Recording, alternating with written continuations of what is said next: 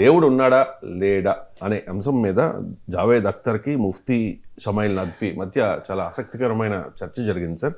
ఈ చర్చ సందర్భంగా గాజా అంశం కూడా ప్రస్తావనకు వచ్చింది. ఈ చర్చ సందర్భంగా జావేద్ అఖ్తర్ ఏమన్నారు ఒకసారి బయట ప్లే చేయండి. फॉर डिस्कशन से तो मैं जब दुनिया देखता हूँ तो मेरे दिल में उसके लिए कोई इज्जत नहीं पैदा होती. क्या कर रहे हो तुम पूरे ऑल पावरफुल हो, ओमनी पोटेंट हो, ओमनी प्रेजेंट हो. तुम तो वहां गाजा में रहे होगे ना, तुम हर जगह हो. तुम देख रहे थे कि बच्चे की कैसे धज्जियां उड़ रही, तुम देख रहे थे. और तुम चाहते हो मैं तुम्हारी परस्तिश करूंगा तो वो भी. अरे यार, इसके अच्छे तो हमारे चीफ प्राइम मिनिस्टर है, कुछ तो ख्याल करते हैं. कमाल है. आप किसकी इबादत कर रहे हैं? अगर वो है भी, ये दुनिया नाइंसाफी से, जुल्म से, जबर से, तशद्दुद से भरी हुई. और आप ये मत कहिएगा कि वो देख रहा है और वो बताएगा एक दिन. अगर वो देख रहा है और इंटरफेयर नहीं करता तो आप दुआ क्यों? సార్, దేవుడు ఉన్నాడా లేదా అనేది ఇప్పుడు జరుగుతున్న చర్చ కాదు, గతంలో జరిగింది, ఇప్పుడు జరుగుతుంది, భవిష్యత్తులో కూడా ఖచ్చితంగా జరిగి తీరుతుంది. ప్రొఫెసర్ నాగేశ్వర్ దృష్టిలో దేవుడు ఉన్నాడా లేడా? మీకు జావేద్ అఖ్తర్తో మాట చెప్పాలి. ముందు మీ ప్రశ్నకు ఆన్సర్ చెప్తాను. జావేద్ అఖ్తర్ ఒక మాట అన్నాడు, నన్ను కొంతమంది నేను జావేద్ అఖ్తర్ ముస్లిం కనుక పాకిస్తాన్ పొమ్మంటున్నారని. అంటే బీజేపీ, సంఘ్ పరివార్ వీళ్ళు ట్రోలింగ్ చేస్తుంటారు జావేద్ అఖ్తర్ను. సో అందువల్ల నన్ను ఆయన వాళ్ళ పేరు తీయకుండా అన్నాడు, నన్ను కొంతమంది ముస్లిం గనక పాకిస్తాన్ పొమ్మంటున్నారు, కొంతమంది నీవు కాఫీర్ గనక, దేవుని నమ్మవు గనక నువ్వు కబ్రస్తాన్ పోవాలి అంటున్నారు. అంటే ముస్లిం మతం మాదులు తిడుతున్నారు. నేను ఇద్దరి విమర్శలు ఎదుర్కొంటున్నాను కనుక నేను కరెక్ట్ అని నవ్వుతూ అన్నాడు. సో దేవుడు ఉన్నారా లేరా ఈ ప్రశ్న తాత్విక చింతన. గౌతమ బుద్ధుడు శిష్యుడు అడుగుతాడు ఇదే ప్రశ్న. సో బుద్ధుడు అద్భుతంగా చెప్తాడు. చెప్పడానికి ఒక స్టోరీ చెప్తాడు. మీకు బుద్ధుని బోధనలో ఉండే ప్రత్యేకత ఏంటంటే చాలా సింపుల్ స్టోరీస్తో ఒక చాలా లోతైన తాత్విక చింతన చెప్పగలుగుతాడు. సో బుద్ధుడు ఏం చెప్తాడంటే ఒక యువకుడు అడవికి వెళ్తాడు. అడవికి వెళ్తుంటే ఒక విషముతో విషపూరితమైన ఆరో బాణం వచ్చి తాకుతుంది. దాంతో అతను ఎంబడి ఉన్నటువంటి స్నేహితులు, వెంటనే తీసుకొస్తారు. వెంటనే వైద్యుడిని తీసుకొస్తారు. ఆ వైద్యుడు ఆ విషము శరీరంలోకి ఎక్కకుండా ఆపి ఆ బాణాన్ని తీసే ప్రయత్నంలో ఉంటాడు. అప్పుడు యువకుడు ఒప్పుకోడు, నాకు ముందు మీరు తీయద్దు బాణం, ముందు నాకు కొన్నిటికి ఆన్సర్లు కావాలి. ఈ బాణము వేసిన వాడు ఎవరు తేలాలి, వాడు ఎలా ఉంటాడో తేలాలి, వాడు ఎక్కడ ఏ ప్రాంతం వాడు తేలాలి, వాడి పేరేంటో నాకు కావాలి, ఆ బాణము దేనితో తయారు చేశారో చెప్పాలి, ఆ బాణానికి రాసిన విషం ఏంటో తేలాలి అంటాడు. అప్పుడు ఆ వైద్యుడు అంటే ఇవన్నీ తేలే వరకు నువ్వు ఉంటావా, నీ శరీరంలోకి విషం ఎక్కుతుంది, ముందు ఇవన్నీ లేదు, నాకు ముందు అవి తేలాల్సింది, ఇవి తాత్వికమైన ప్రశ్నలు, నాకు ఇవి తేలినాకనే నా బాణం తీయాలంటాడు. ఫ్రెండ్స్ అందరూ చెప్తారు చచ్చిపోతావా అప్పటిదాకా, ఇక విషం ఎక్కుతుంది ఫాస్ట్గా, ఏమన్నా చెప్పు, నాకు ఇవి తేలాలి. బాణం వేసిన వాడు ఎవడు, వాడు ఎక్కడి నుంచి వచ్చాడు, వాడు ఎట్లుంటాడు, వాడు ఎందుకు వేసాడు, వాడు వేయటానికి రీజన్ ఏంటి, ఆ బాణం దేంతో తయారు చేసి చెప్పు అంటాడు. ఈ లోపల ఏమవుతుంది, విషం ఎక్క మర్చిపోతాడు. సో ఇది చెప్పి బుద్ధుడు ఏమంటాడంటే హ్యూమన్ సఫరింగ్ను పాలీ భాషలో దుఃఖము అంటారు. మన తెలుగు భాషలో దుఃఖం అంటే ఏడవడం అని, కానీ పాలీ భాషలో దుఃఖం అంటే ఏడవడమే కాదు, సఫరింగ్ అని. మనకు అంటే పాలీ లాంగ్వేజ్ అంటే బుద్ధుడు బోధనలు అత్యధికంగా పాలీ లాంగ్వేజ్. మౌలంక్యపుత్త అనే స్టోరీ ఇది. మౌలంక్యపుత్ర, అది సంస్కృత్లో పుత్ర ఉంటే పాలీలో పుత్త అవుతుంది. అది మీకు ప్రజ్ఞ ఉంటుంది సంస్కృత్లో, పన్నా అవుతుంది దీంట్లో. ప్రవక్త అనేది మీకు సంస్కృత్, పవత్త అనేది పాలీ. సో పాలీ భాషలో సంయుక్తాక్షరాలు ఉండవు, అది వేరే భాష. సో ఆ పాలీ భాషలో ఈ మౌలంక్యపుత్త అనే స్టోరీ ఇది.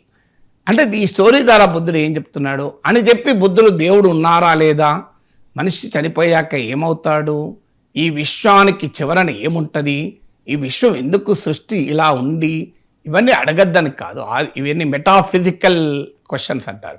ఇవన్నీ అడగచ్చు, కానీ దానికన్నా ముందు హ్యూమన్ సఫరింగ్ అంటే మనిషి ఎదుర్కొంటున్న ఈ బాధలన్నిటికీ మొదలు పరిష్కారం వెతకాలి.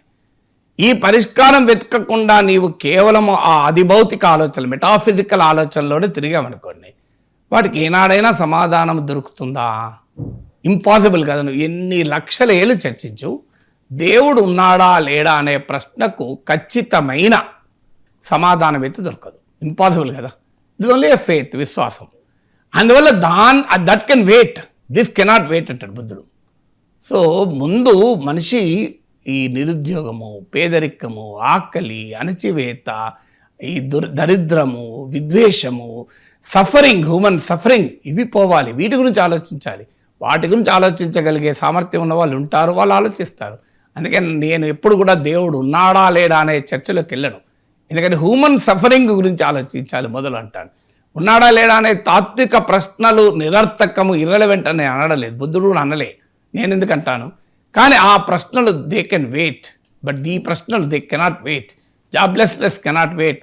పిల్లలు యూత్కు క్యాంపస్ హైరింగ్ జరగడం లేదు, లే ఆఫ్లు ఇబ్బంది అవుతున్నాయి, మొదలు వాటి గురించి ధరలు పెరుగుతున్నాయి. ఇవాళ పత్రికలు ఉంది, టమాటా 60 రూపాయలు, మీకు ఎగ్గు 8 రూపాయలైంది, దొండకాయ ధరలు పెరిగాయి. ఇవాళ మధ్యాహ్నం కూరకు శాకానికి కూరగాయలు కొంటాలంటే పేదవాడు భరించలేకపోతున్నాడు. నా బాధ అవి. దేవుడు ఉన్నాడా లేడా అనే చర్చ పెట్టుకొని ఈ దొండకాయలు, టమాటాలు, ఎగ్స్ ధరలు పెరిగితే ప్రజలు బాధపడుతున్నటువంటి దాన్ని నేను మర్చిపోలేను. అందువల్ల నా ఫోకస్ మొత్తం హ్యూమన్ సఫరింగ్, ప్రస్తుత సఫరింగ్ ఏంటి, ఇది మొదలు ఆలోచించాలి కదా. రోడ్లు సరిగా లేక యాక్సిడెంట్లే చనిపోతున్నారు. ఢిల్లీలో గాలి పీల్చి జనం ఇబ్బందులు పడుతున్నారు టాక్సిక్ ఎయిర్తోని. ఇవన్నీ వదిలేసి మెటాఫిజికల్ క్వశ్చన్, దేవుడు ఉన్నారా లేరని ఎంత చర్చించుకుంటే ఏం దొరుకుతుంది? ఉన్నారు అని భావించిన వారికి ఉన్నాడు, లేడని భావించిన వారికి లేడు. ఇట్ మేక్స్ నో డిఫరెన్స్ కదా. దేవుడు ఏ రూపంలో ఉన్నాడంటే ఆ రూపంలో ఉన్నాడు, ఏ రూపంలో ఉన్నారనుకుంటే ఆ రూపంలో ఉన్నాడు. కానీ మతాన్ని ఆధారంగా దేవుడిని పేరు చెప్పి ఈ అన్యాయాల్ని, సమస్యల్ని ప్రశ్నించకుండా చేయకూడదు. అది దేవుడు రాసిన రాత గనక నీవు మార్చలేవు. వాడికి ఉద్యోగం దొరకకపోవడం దేవుడు రాసిన రాత, టమాటాలు 60 రూపాయలు కావడం దేవుడు రాసిన రాత, పేదవాడు బతుకట్లే ఉంటుంది, అది దేవుడు రాసిన రాత. అణచివేయబడుతున్న వాడికి దేవుడు రాసిన తలరాత, అత్యాచారానికి గురైన మహిళకు అది దేవుడు రాసిన తలరాత అంటే నేను అంగీకరించను. ఎందుకంటే దేవుడి పేరిట ఈ అన్యాయాల్ని సమర్థించకూడదు అనేది నా వాదన. రెండవది, నేనేమి చెయ్యను, కష్టపడను, దేవునికి దండం పెడతాను, దేవునికి కాస్త అవసరం వస్తే కానుకలు సమర్పిస్తాను, కానీ దేవుడే నన్ను కాపాడుతాడు అనే తత్వం సరైనది కాదు అంటాను. ఎందుకంటే దేవుడు తన కష్టాలు తానే తగ్గించుకోలేదు. మీరు శ్రీరాముడు, శ్రీకృష్ణుడు ఇద్దరు శ్రీమన్నారాయణ అవతార పురుషులు కదా. వాళ్ళ జీవితాలు చూడండి ఎన్ని కష్టాలు ఉన్నాయి. శ్రీరాముడు నూనూగు మీసాల నూతన యవ్వనం నాడే తాటకి లాంటి రాక్షసులు నివసించే అరణ్యానికి వెళ్లాల్సి వస్తే విశ్వామిత్రునితో. పట్టాభిషేకం జరగాల్సిన సమయంలో, హంసతూలిక తల్పాలపైన శయనించాల్సిన సమయంలో నార దుస్తులు ధరించి అడవులకు వెళ్లాల్సి వస్తుంది. ఎంత బాధ! తండ్రి చనిపోయినప్పుడు తన చేతుల దిగా కర్మకాండ చేయలేని పరిస్థితి. తండ్రి ఏడుస్తుంటే అయోధ్య నగరాన్ని విడిచిపెట్టి వెళ్లాల్సిన పరిస్థితి ఏర్పడుతుంది. యుద్ధభూమిలో సోదరుడు లక్ష్మణ కుమారుడు ఇంద్రజిత్తో యుద్ధంలో పడిపోతే ఇంటికెళ్ళి నేను ఏమని చెప్పాలి చిన్నమ్మకు అని బాధపడే పరిస్థితి. సీతాపహరణం జరిగితే రోధించేటువంటి పరిస్థితి. ఎవరికి వస్తాయండి నీ కష్టాలు? పాపం చెప్పండి. శ్రీరాముడు తన కష్టాలు తాను తగ్గించుకోగలిగాడు, దేవుడే కదా. ఇక శ్రీకృష్ణ పరమాత్మకైతే ఇక కష్టాలు మామూలు కష్టాలు కాదు. జైల్లో పుట్టాడు. మనం ఎవరో ఇంకా నయం జైల్లో పుట్టలే, హాస్పిటల్లో పుడతాడు బ్రహ్మాండంగా. శ్రీకృష్ణ పరమాత్మ జైల్లో పుట్టాడు. శ్రీకృష్ణ పరమాత్మ పుట్టినరోజే తల్లిదండ్రులకు దూరం అయ్యాడు. సో పుట్టినరోజే సొంత తండ్రియే తీసుకెళ్ళి ఇంకొకరికి అప్పచెప్పాడు. అక్కడ పెంపుడు తండ్రికి తెలుసు, తల్లికి తెలియదు, యశోదమ్మకు తెలియదు, నందునికి తెలుసు. సో ఆ చిన్నప్పుడే విషసర్పం కాటు వేస్తానికి మీదికి వస్తుంది. రాక్షసి పాలు తాగించి చంపాలని చూస్తుంది. పర్వతాలు మీద పడాలని చూస్తాయి. ఆఖరికి సొంత మేనమామ చంపాలని చూస్తాడు. కత్తులు పట్టుకొని తిరుగుతుంటాడు, ఆయుధాలు పట్టుకొని తిరుగుతుంటాడు. ఇక్కడ ఉన్నాడు మన మేనమామలు మనకు ఎంత అండగా ఉంటారు. కానీ సొంత మేనమామే తన ప్రాణశత్రువుగా మారి తన ప్రాణాలు తీసే పరిస్థితి వస్తుంది. ఆఖరికి ఏం సాధించాడు చెప్పండి? జీవితం అంతా కష్టం. ఆఖరికి ఒక వేటగాడి ఏం సాధించాడు అంటే అర్థం ఈ కష్టాలను తగ్గించుకొని సాధించలే, ప్రపంచానికి లోక కళ్యాణం సాధించి పెట్టాడు శ్రీకృష్ణ పరమాత్మ. మీకు మీకు వేటగాడి బాణానికి ఒక్కడే ఉండేది. ఇంత బ్రహ్మాండమైన సృష్టికి మూలకారకుడు స్థితికర్త అయిన శ్రీకృష్ణ పరమాత్మ అడవిలో ఒక గాంధారి శాపంతో ఒక వేటగాడి బాణానికి బలైపోతాడే. అసలు కొన్ని రోజుల దాకా కూడా నేను గుర్తున్న పురాణాల ప్రకారం అయితే కొన్ని రోజుల దాకా శ్రీకృష్ణుడు చనిపోయింది కూడా ఎవరికి తెలియదు. అట్లా ప్రాణాలు విడిచిపెట్టాల్సి వస్తుంది. అసలు ఎవరికి వస్తే ఇన్ని కష్టాలు చెప్పండి? మరి శ్రీకృష్ణుడు తన కష్టాలు తాను తగ్గించుకున్నాడా? ఇప్పుడు మనం ఏమంటాం, రామకృష్ణ నా కష్టాలు తగ్గించేసే అంటాడు. ఏం పని చేయకుండా ఇక్కడ. ఇది ఏ పురాణం చెప్పింది నాకు? భగవంతుడు నీ కష్టాలు తీర్చడానికి ఆడేమన్నా ఉచితాల పథకాలు పట్టుకుని కూర్చున్నాడా? పని లేక. సో మీరు ఏమన్నా తప్పులు చేయండి, నేను అన్నిటి సరి చేసుకుంటుంటా, మీరు పనికిమాల పనులన్నీ చేయండి, మిమ్మల్ని క్షమించుకుంటుంటా, మీరు నాకు కాస్త కానుకలు ఇస్తే చాలని. ఇవన్నీ మన దౌర్భాగ్యం కదా. కానుకలు ఇస్తే, డబ్బులు ఇస్తే, ఆమ్యామ్య ఇస్తే, లంచం ఇస్తే పనులు చేసుడు. అసలు లంచం ఇస్తే పనులు చేసుడు మన గౌరవం. కానుకలు ఇస్తే ఆనందపడి పరవశించిపోవడం మన పని. అది దేవుడికి అన్నీ అంటగట్టి దేవుడు ఏదో వీటన్నిటికి ఆనందపడతాడు. జాషువా మహాకవి అంటాడు, పక్కవాడి ఆకలి తీర్చడానికి 10 రూపాయలు ఇయ్యరు, కానీ దేవుని పెళ్ళిళ్ళకు మాత్రం లక్షలు ఇస్తారు అంటాడు. పక్కవాడికి క్షుద్బాధ తీర్చడానికి 10 రూపాయలు ఇవ్వరు అంటాడు. ఇది దేవుడు కోరుకుంటాడా? సో దేవుడే కష్టాలు పడ్డాడు. తన కష్టాలు తాను శ్రీకృష్ణ పరమాత్మ తగ్గించుకోలేడా? తన కష్టాలు తగ్గించుకోలేడా? అలాంటి శ్రీకృష్ణుడు ఎన్ని కష్టాలు పడ్డాడు చెప్పండి. రథచోదక వృత్తి కలిపాడు కదా, మీకు రథాన్ని తోలాడు కదా, మీకు రథాన్ని తోలడం మామూలు విషయం కాదు కదా. గుర్రాలను కడగాలి, క్లీన్ చేయాలి. ఆ యుద్ధం చేసే సమయంలో అర్జునుడు కాలుతో కొడితే right and right, left and left తిరగాలి. ఇన్ని కష్టాలు పడ్డాడు కదా. ఎవరు కూడా పడ్డాడు శ్రీకృష్ణుడు మరి? సో జీవితం అంతా కష్టాలే, శ్రీకృష్ణుడి శ్రీరాముడి ఇద్దరిది. మరి వాళ్ళు దేవుళ్ళే కదా, వాళ్ళు దేవుళ్ళే కష్టాలు పడ్డారు. వాళ్ళ కష్టాలు వాళ్ళు తీర్చుకోలే. మనలాగా మహానుభావ నాకు మొత్తం తీసేయని చెప్పలే, తానే తీసుకోగలిగి ఉండి కూడా నీకెందుకు తీరుతారు? పని లేదా దేవుళ్ళకు? అందువల్ల మన కష్టాలు, మన పనికిమాల పనులన్నిటికీ దేవుడి పేరిట రక్షణ పొందామనే మనస్తత్వానికి నేను అభ్యంతరం. దేవుడు ఉన్నాడా లేడా అనే దానికన్నా ఇవి ముఖ్యం.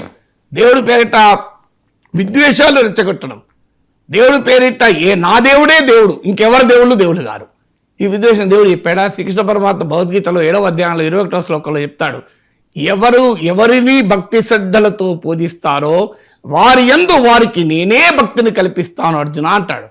కానీ మనం ఏం చేస్తున్నాం? నా దేవుడే గొప్ప అని కొట్లాడుకుంటాం. నా దేవుడు గొప్ప, వేరే దేవుడు అయితే నేను విద్వేషం. ఇది ఎక్కడ దేవుని. అందువల్లనే గౌతమ బుద్ధుడు చెప్పింది అదే, హ్యూమన్ సఫరింగ్, మనిషి ఎదుర్కొనే దుఃఖాన్ని, వీటికి మొదలు మూలాన్ని కనుక్కుందాం, వీటిని పరిష్కరించుద్దాం. దేవుడు ఉన్నాడా లేడా అది ఎన్నడూ తేలని ప్రశ్న. ఉంటే విశ్వాసం ఉన్న వారికి ఉన్నాడు, విశ్వాసం లేని వారికి లేడు.